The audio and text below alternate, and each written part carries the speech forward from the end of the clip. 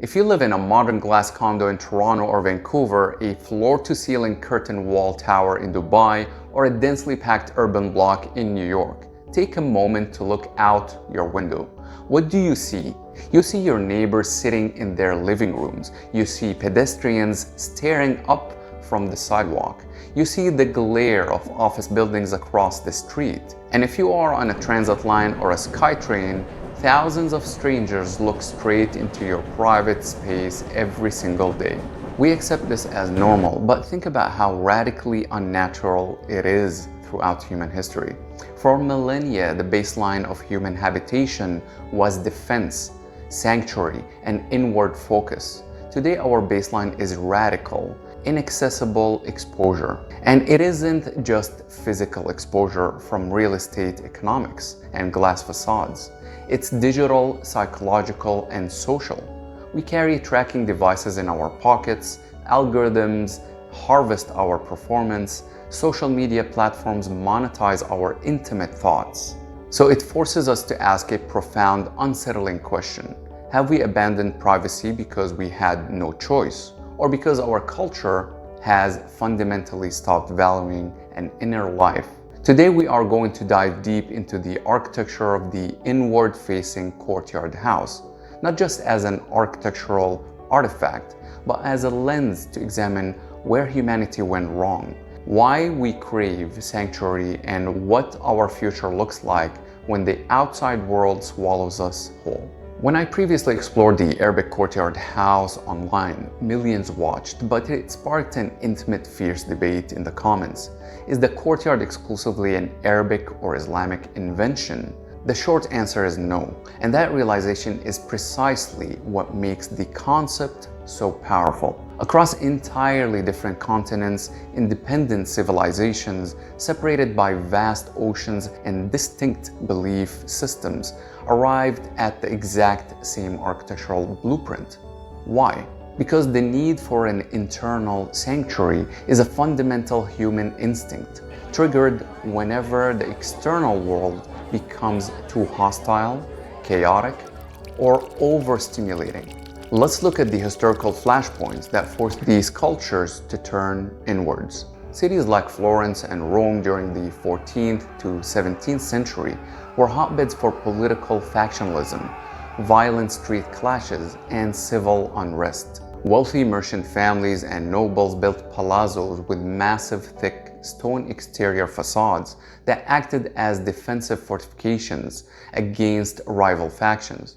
But cross that heavy outer threshold and you enter a serene, open-air internal courtyard surrounded by graceful loggia, statues, and light. The exterior facade, the dangerous city; the interior facade, the heavens. In Chinese urban centers, particularly through the traditional Siheyuan courtyard homes, society was strictly governed by Confucian hierarchies and the need to protect the extended family from the dusty, chaotic, and noisy public streets.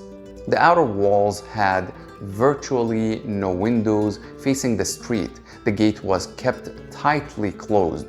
Inside, the spaces were layered sequentially from public reception zones to deeply private family sanctuaries, shielding the household from both physical intruders and social disturbance. Following the Spanish colonization, Spanish and indigenous building traditions merged into courtyard haciendas and urban townhomes. In regions plagued by political instability, harsh climate, and social unrest, the courtyard provided a defensible microclimate oasis, a private world completely hidden behind unassuming, windowless street walls. In every single case, the outside world was viewed as a place of noise, danger, politics, and exposure.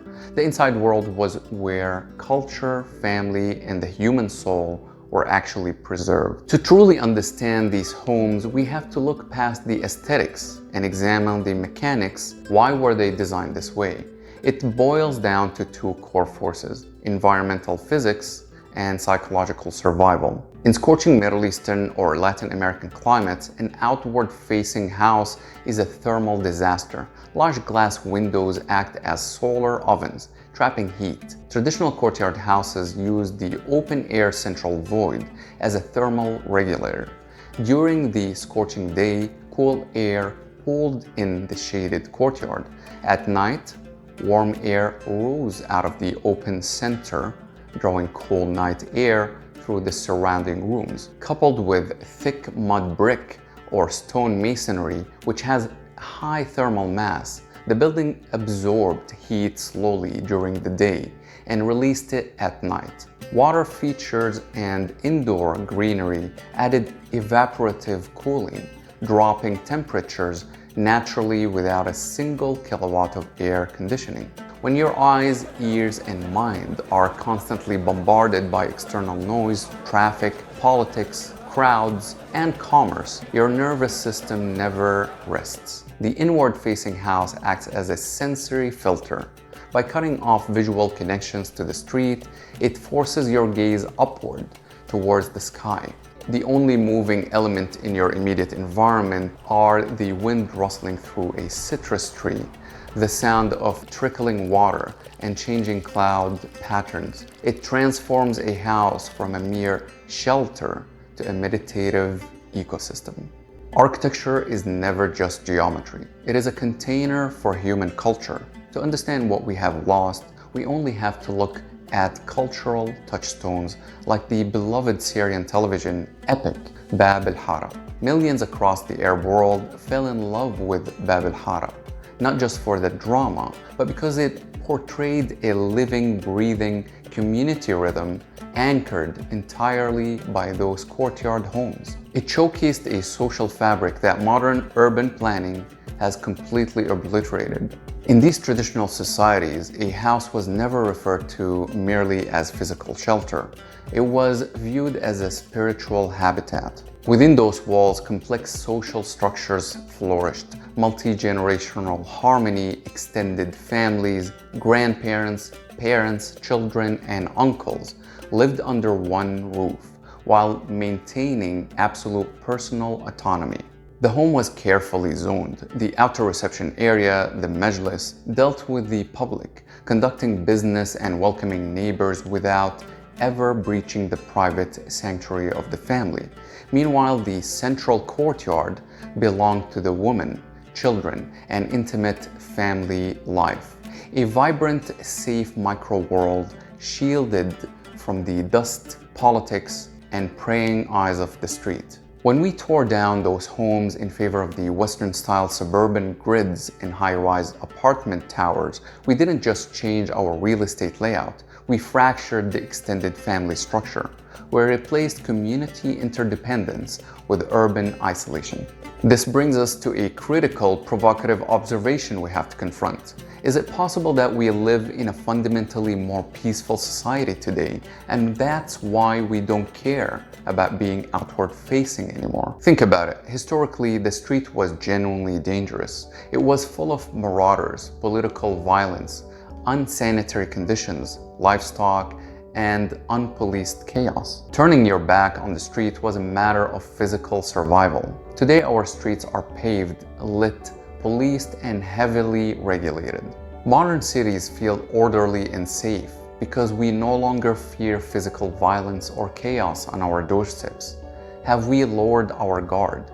Have we traded our biological need for privacy because we assume the modern public realm is benign?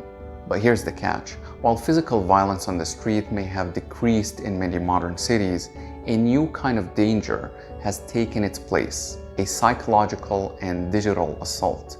A modern street is no longer physically threatening, but it is digitally and cognitively exhausting. We are overwhelmed by commercial advertising, hyper density, constant surveillance, and the relentless pressure to perform on social media. So while we think we opened up our homes because the world is safer, we actually just traded physical protection for a state of permanent psychological exposure. We let the chaos of the outside world inside our living rooms through glass walls, smartphones, and constant connectivity. This cultural evolution has a direct, devastating reflection in how we design our homes and communities today. Look at the rise of the open concept floor plan and the obsession with floor-to-ceiling glass in modern real estate.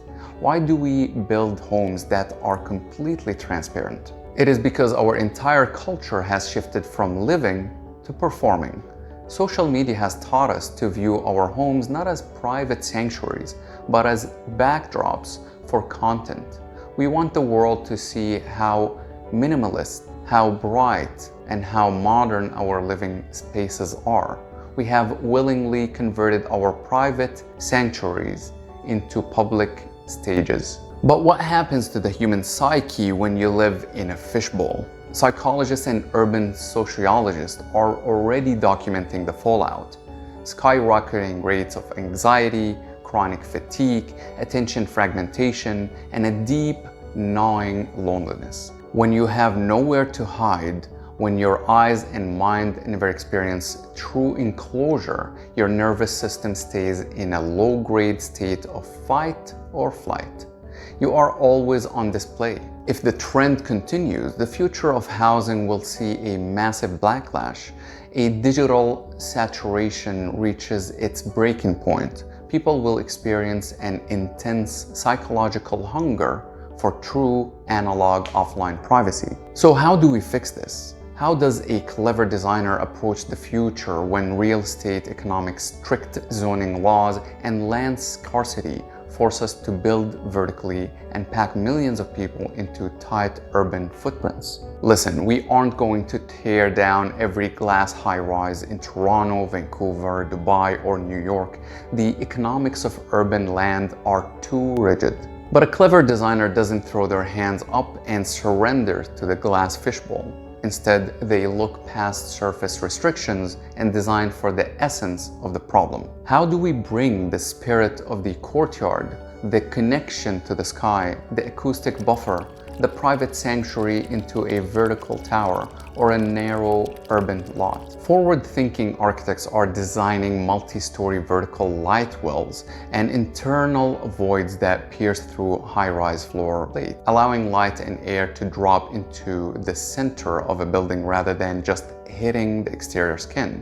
Instead of an exposed glass-fronted shelf where you feel like you're sitting on a billboard, future balconies are being re-engineered as private loggias recessed, shielded by perforated screens, or intelligent landscaping, creating an outdoor room that looks up to the sky while turning its back on the street. Modern floor plans need to shift away from the exposed echo chamber, open concept layout, back towards structured zoning, creating micro sanctuaries, spaces within a home with no screens, no exterior glass, and acoustic insulation where the mind can finally power down. We live in a world governed by algorithms, glass, zoning codes, and real estate speculation, but architecture has always been about human intent. By returning to the timeless wisdom of the inner-facing courtyard, we build a future where our homes stop performing for the world, look up at the open sky, and finally protect the sanctuary within.